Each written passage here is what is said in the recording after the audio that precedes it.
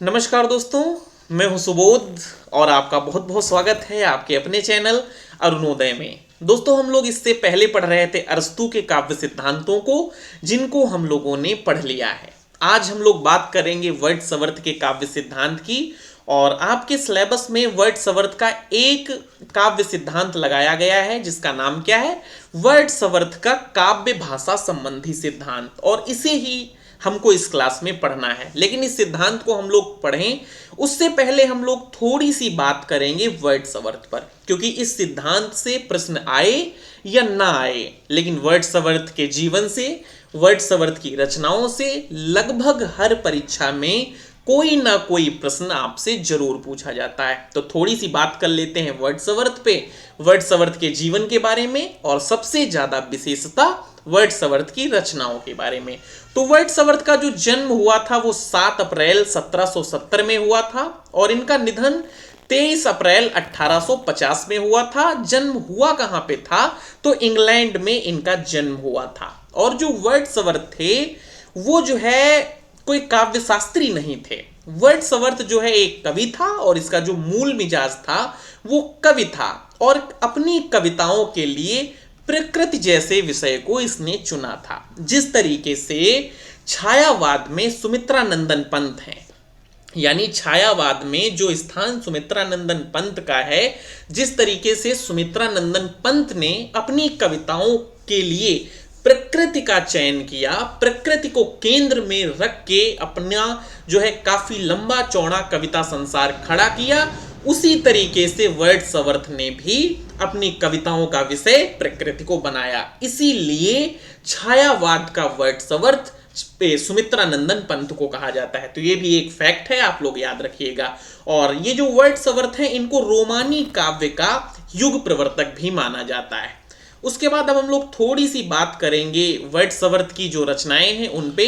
तो इनका जो प्रथम काव्य संग्रह था, वर्ड्सवर्थ का जो पहला काव्य संग्रह था वो था an evening walk and descriptive sketch, और इसका जो प्रकाशन हुआ था वो 1793 ईस्वी में हुआ था। तो ये इनका प्रथम काव्य संग्रह हो गया।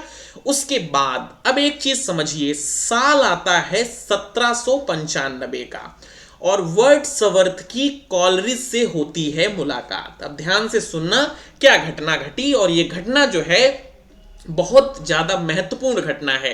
तो साल 1795 में वर्ड्सवर्थ की मुलाकात होती है कॉलरिज से, और ये मुलाकात दो अच्छे मित्रों के रूप में इसका परिणाम निकलता है। मतलब ये दोनों लोग मिलके बहुत अच्छे मित्र बनते हैं और ये मित्रता एक ग्रंथ लिखती है लिरिकल बैलेड्स का। यानी मेरे कहने का मतलब है कि इन दोनों लोगों ने मिलकर एक ग्रंथ लिखा जिसका नाम था लिरिकल बैलेड्स, और ये इन दोनों का ही पहला कविता संग्रह था। और इसका जो पहला संस्करण प्रकाशित हुआ वो 1798 में प्रकाशित हुआ। तो ये बात समझ में आई, जो लिरिकल बैलेड्स है इसमें वर्ड्सवर्थ और कॉलरिज की सम्मिलित रूप से दोनों की कविताएं हैं, और इसका जो पहला प्रकाशन हुआ वो 1798 में हुआ।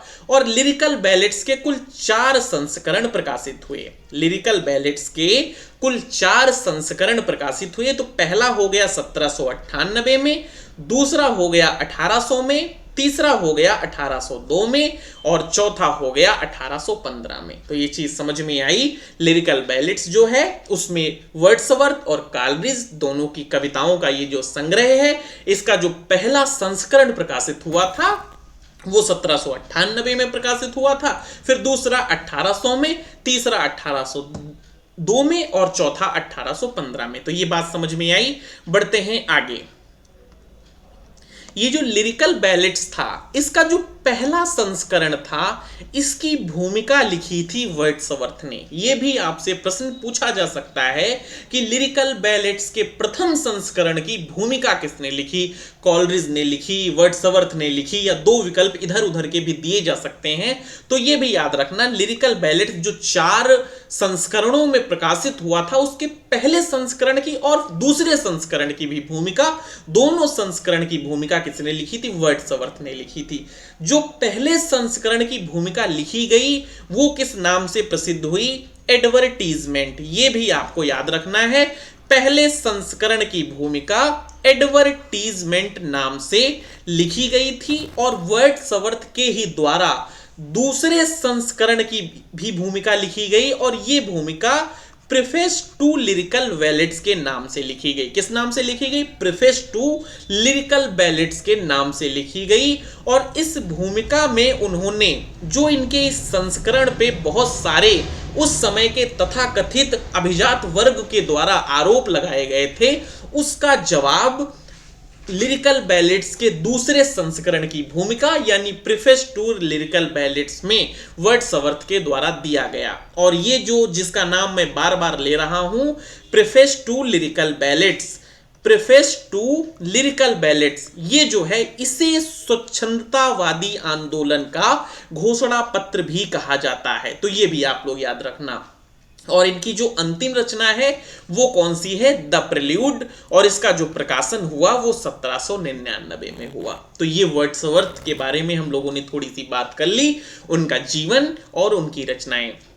तो कुल मिला के उनकी यही 3 रचनाएं हैं। और सबसे ज्यादा प्रश्न पूछ लिया जाता है आपसे लिरिकल बैलेड्स के बारे में। इसकी भूमिका किसने लिखी, कितने संस्करण आए, किस संस्करण की भूमिका किसने लिखी, इस तरीके से प्रश्न आते हैं। तो उम्मीद करते हैं कि आपको ये चीजें जो है याद हो गई होंगी, समझ में आ गई होंगी। अब हम लोग बात कर लेते हैं इनका जो सिद्धांत है, काव्य भाषा संबंधी सिद्धांत। तो एक ही स्क्रीन पे इनका पूर्ण रूप से आपको संपूर्ण सिद्धांत इनका दिख रहा होगा। जो आपको इस समय दिख रहा है यही इनका काव्य भाषा संबंधी सिद्धांत है। तो वर्ड्सवर्थ ने अपने काव्य भाषा संबंधी सिद्धांत में 3 मान्यताओं को स्थान दिया है। यानी वर्ड्सवर्थ ने 3 मान्यताओं की बात की है। वर्ड्सवर्थ की पहली मान्यता थी, वर्ड्सवर्थ कहता है कि काव्य में ग्रामीणों की दैनिक बोलचाल की भाषा का प्रयोग होना चाहिए। ये हो गई पहली बात। दूसरी बात वर्ड्सवर्थ कहता है कि काव्य और गद्य की भाषा में तात्विक कोई भी भेद नहीं है। उसका यह मानना था कि काव्य और गद्य में केवल छंद का अंतर होता है, केवल छंद का अंतर होता है। इसके अलावा काव्य की भाषा में और गद्य की भाषा में कोई अंतर नहीं होता है, ऐसा वर्ड्सवर्थ का मानना था। तीसरी जो इनकी मान्यता थी वो ये थी कि प्राचीन कवियों का जो भाव उद्बोध था वो बहुत जितना सहज था, उनकी भाषा भी उतनी सरल थी। भाषा में कृत्रिमता और आडंबर बाद के कवियों की देन है। तो ये वर्ड्सवर्थ का काव्य भाषा संबंधी सिद्धांत था। इन्होंने ये 3 मान्यताएं दी थी। एक बार जल्दी जल्दी रिवीजन कर लेते हैं ताकि आपको याद हो जाए। पहली इनकी मान्यता क्या थी? पहली बात वर्ड्सवर्थ ने कही कि काव्य में ग्रामीणों की दैनिक बोलचाल की भाषा का प्रयोग होना चाहिए। दूसरी बात इन्होंने कही कि काव्य में और गद्य की भाषा में कोई भेद नहीं होता, कोई तात्विक भेद नहीं होता, दोनों की भाषा में सिर्फ छंद का भेद होता है, बाकी दोनों की भाषा सेम ही है। तीसरी बात कही कि जो प्राचीन कवि थे उनकी भाषा बेहद सहज थी, बहुत सरल थी। भाषा में कृत्रिमता तो बाद में आई और ये काम बाद के कवियों के द्वारा ही किया गया। यानी भाषा में कृत्रिमता और आडंबर बाद के कवियों की देन है। तो कुल जमा वर्ड्सवर्थ का यही काव्य भाषा संबंधी सिद्धांत है और यही तीनों मान्यताएं आपसे पूछी जाती रहती हैं परीक्षाओं में। अब जो है बढ़ते हैं आगे और कुछ चीजें और देखते हैं। John Donne, John Dryden, Eliot और एजरा पाउंड, ये 4 लोग जो थे ये जो है कविता में बोलचाल की भाषा का समर्थन करते थे, जिस तरीके से वर्ड्सवर्थ जो है कविता में बोलचाल की भाषा का समर्थन करता है। लेकिन एक काव्य शास्त्री हैं दांते ने काव्य में ग्रामीण भाषा को यानी ग्राम की भाषा को हेय माना है। तो ये तथ्य भी आप लोग याद रख सकते हैं। कविता को परिभाषित करते हुए वर्ड्सवर्थ कहते हैं, अब कविता की वर्ड्सवर्थ ने एक परिभाषा दी है, ये जो है कई बार कथन के तौर पे आपसे पूछ ली जाती है। परिभाषा ये है कि कविता प्रबल भाव का सहज उच्छलन है। तो इसको हल्के में मत लीजिएगा, ये वर्ड्सवर्थ की कविता पे दी गई परिभाषा है। परिभाषा क्या है?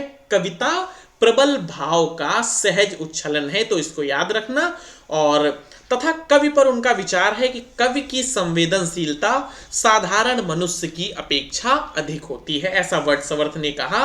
और वर्ड्सवर्थ कहते हैं कि कविता का ज्ञान कवि की व्यक्तिगत साधना की उपलब्धि है।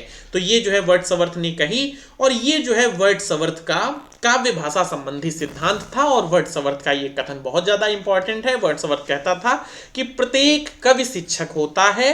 मैं चाहता हूं कि या मैं शिक्षक समझा जाऊं या कुछ ना समझा जाऊं। तो ये जो है वर्ड्सवर्थ थे। बहुत आसान सी क्लास थी, आसानी से आपको समझ में आई होगी। पहले हम लोगों ने वर्ड्सवर्थ की बात की, उसके बाद हम लोगों ने वर्ड्सवर्थ की रचनाओं की बात की, और उसके बाद हम लोगों ने उनके काव्य भाषा संबंधी सिद्धांत की बात की। तो आपको समझ में आया होगा, कुछ खास था नहीं, बड़ा आसान सा सिद्धांत था। इसके बाद हम लोगों को पढ़ना है कॉलरिज को। तो हम लोगों ने अरस्तू के सिद्धांत पढ़ लिए, आज वर्ड्सवर्थ का हो गया। इसके बाद हम लोग बात करेंगे अगली क्लास में कॉलरिज पे। एक चीज आपको और बतानी है, जो मैं जो है आपको बताता रहता हूं। आपको बताना यह है कि अगर आप नेट जेआरएफ 2024 की तैयारी कर रहे हैं तो आपको मेरे संग जुड़ना चाहिए। मेरे संग जुड़ने के आपके फायदे ये हैं कि आपको इस चैनल पे आपका संपूर्ण पाठ्यक्रम, कंप्लीट पाठ्यक्रम बिल्कुल निशुल्क उपलब्ध करवाया जा रहा है, जिसकी कोई भी फीस, कोई भी शुल्क आपको दे नहीं है। आपको सिर्फ इतना सा काम करना है कि चैनल को सब्सक्राइब कर लेना है, और सब्सक्राइब करने का कोई पैसा यूट्यूब आपसे नहीं लेता है। बाकी आगे की सारी जिम्मेदारी मेरी है। आपके लिए क्लासेस लगातार लाई जा रही हैं। आपको इस समय जो है विधाओं में कहानियां पढ़ाई जा रही हैं, 7-8 कहानियां पढ़ाई जा चुकी हैं। हिंदी साहित्य के इतिहास में आपका प्रयोगवाद पूरा हो गया है, प्रगतिवाद पूरा हो गया है, भारतेंदु युग पूरा हो गया है, द्विवेदी युग इस समय चल रहा है। कल जो है मैथिली शरण गुप्त की क्लास डाली गई थी, और अन्य कवि जो द्विवेदी युग के बचे हैं उनको भी जल्द से जल्द पूरा करवा दिया जाएगा। तो ये सारी चीजें आपको बतानी थी। आप लोग जो है चैनल को सब्सक्राइब कर लें, और अगर आज की क्लास पसंद आई है तो क्लास को लाइक भी कर दें। धन्यवाद।